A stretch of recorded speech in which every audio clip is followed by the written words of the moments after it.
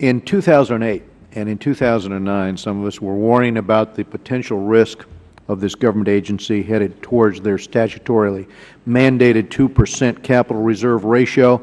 And we had hearings like this one, and we were told at the time not to worry. The testimony was the FHA was fine, and the reforms being made were going to prevent a taxpayer bailout. I remember we had, in October of 2009, FHA Director at the time, Stevens, was here. He came before the committee, and his words were these. They were, we will not need a bailout.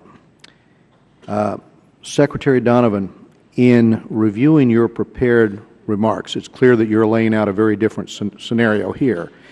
And given the actuarial report from 2011, I can see why. In that report, the capital reserve ratio is now 1/4%, which is a fraction of the statutorily mandated 2%. And this leverage ratio is really, I mean, it's about 244 to 1. That would give pause, I think, to any regulator at this point.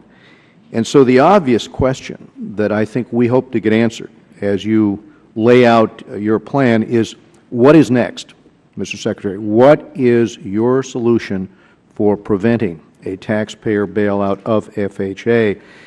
And I think it's clear that banking on a quick turnaround in the housing market, I think that rebound is not the safe way to bet. I think you need to lay out a scenario where, you know, we've got a plan that moves us back from the brink that could lead to a bailout